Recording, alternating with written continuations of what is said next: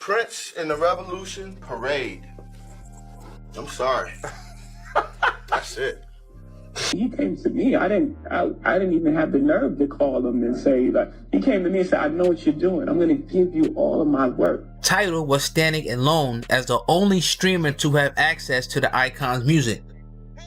The Prince estate is now suing JayZ's Roc Nation for copyright and... We need to break down this wild new DAngelo rumor because people are claiming they've got real receipts saying DAngelo blamed JayZ for Prince's death. This story is spreading fast, and the way folks are talking is turning into a straight-up industry mystery. Word is, DAngelo told some of his relatives that JayZ supposedly tried to take advantage of Prince and push him into handing over control of his music to Tidal. And what makes this even more intense is that Prince's estate really did file a lawsuit against Roc Nation. Facts that somehow got pushed out of the spotlight way too fast. So now everyone's asking, is there even a little truth behind this rumor that JayZ played a part in Prince's downfall? What exactly did DAngelo say about Jay that had him stressing over Prince's situation? For years, people have been giving the music industry a serious side-eye, connecting dots between the shocking losses of icons like Michael Jackson, Whitney Houston, Prince, and others. These were artists who spoke their minds and never backed down when calling out major labels. So fans can't help but wonder if there's more to these stories than what we've been told. Business runs like this. You'll have a manager, you'll have an attorney, you'll have various record company people. Everybody's taking a cut of everything that you do. So when you're in the fold, when you're in the club and everybody's getting a piece of everything, your tour, your publishing, any endorsements, and when they're getting a piece of all of that, you will have hit records. The moment you step away from that and you want to, in fact, take control of your own life, your own experience, then you'll find you're not hot anymore. Prince wasn't just complaining about label control. He went to extreme lengths to break free from it. He was barely 18 when he signed his first deal with Warner Music, stepping into the industry with a level of talent most artists never touch in their entire lifetime. By 1984, once Purple Rain dropped, everything changed in an instant. He became a global superstar almost overnight, and that's when he started using his massive influence to push back hard. Prince wanted ownership, he wanted real freedom, and he wanted full control over his art without a label calling every shot. By 1985, he launched his own label, Paisley Park Records, and for the next 8 albums, he was unstoppable. Creatively, commercially, and every other way you could imagine. It was one of those rare moments where an artist gets total freedom and actually delivers masterpiece after masterpiece. But of course, that smooth ride didn't last forever. When the early 90s hit, cracks started showing in his relationship with Warner Music and things got messy fast. By 1993, everything boiled over and Prince and the label were in a loud public battle over money, ownership, and who really had the power. And instead of staying quiet or playing along, Prince blasted the whole situation out in the open with no fear. He walked into public appearances with the word slave written across his face as a direct message aimed straight at Warner. It was his way of telling the world how trapped he felt under that contract, and it shook the entire industry. Then came the move that had the whole industry scrambling in panic. Prince dropped his own name and replaced it with that iconic, unpronounceable symbol that nobody knew how to say. People were so confused they started calling it the symbol, the squiggle, or the nickname that stuck for years, the artist formerly known as Prince. The chaos was real, and that was exactly the point. This switch wasn't random at all. It was bold, dramatic, and completely intentional, forcing everyone to face just how far Prince was willing to go to expose what he was dealing with. He later explained, Warner Brothers took the name, trademarked it, and then used it as the main marketing tool to promote all the music that I wrote. The company owns the Prince name. I became merely a pawn used to produce more money for Warner Brothers. His words hit the industry like a shockwave. And while all this was going down, another major star was starting his own battle. Across the pond, English singer George Michael was clashing with Sony, calling his contract professional slavery. Suddenly, you had 2 huge artists publicly calling out their labels at the same time, and it made the whole industry look shaky. I had searched deep within my heart and spirit, and I wanted to make a change and move to a new plateau in my life. And one of the ways in which I did that was to change my name. It sort of divorced me from the past and all the hang-ups that go along with it. Prince still couldn't fully break away from Warner no matter how hard he pushed. That contract had him locked in tight, so he switched tactics and went straight into survival mode. He started dropping albums one after another, rapid-fire style, doing everything he could to finish his obligations and escape the label's grip as fast as possible. They are what they are, and I am what I am. And eventually I realized that those two systems aren't going to work together, Prince explained. He said the deeper he got into that setup, the darker everything became.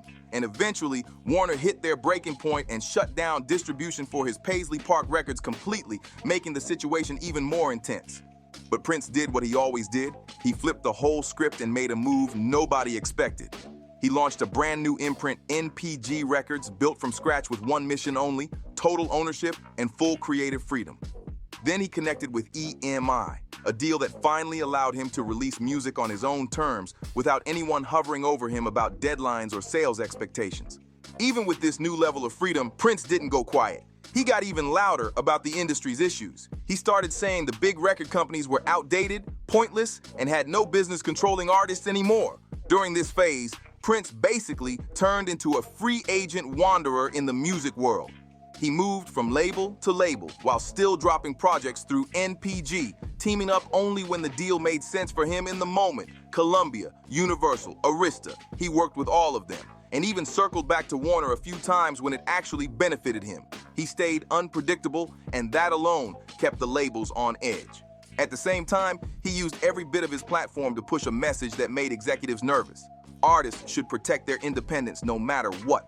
He encouraged musicians to shop around, partner only when it helps them, and never lock themselves into a single label that could control their entire career. But eventually, Prince got so frustrated with the whole music industry circus that he admitted he wished he had chosen a completely different path. He told the LA Times, "If I knew the things I know now before, I wouldn't be in the music industry." That hit deep because everyone knew he wasn't the type to exaggerate.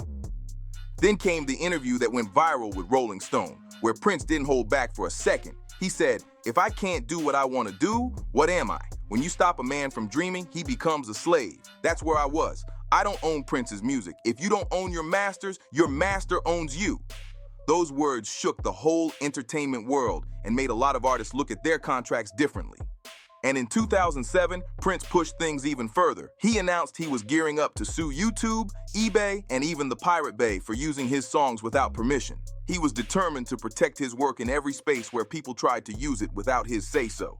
At the same time, Prince pulled all his music off every platform except JayZ's Tidal. He gave Tidal exclusive rights to stream his album Hit and Run, but this is where everything gets messy fast. After Prince passed in 2016, his estate filed a federal lawsuit against Roc Nation, claiming Tidal kept streaming his entire back catalog, even though Prince had only approved one album for a 90-day window.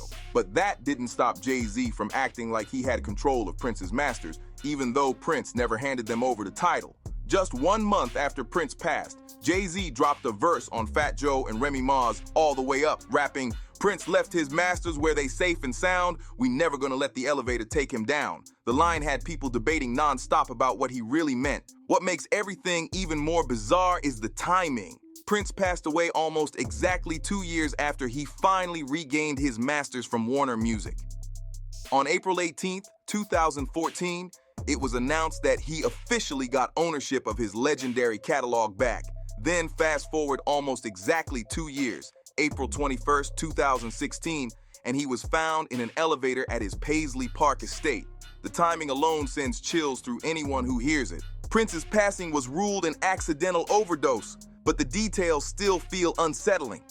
According to the police report, he believed he was taking Vicodin for pain, but the pills were fake and laced with fentanyl. He had no idea he was taking something life-threatening, and that's what makes the whole situation even harder for people to process. But just like what happened after Michael Jackson passed, Prince's death triggered a wave of doubt across the world. Not your game. You didn't make the rules, so everything comes hard.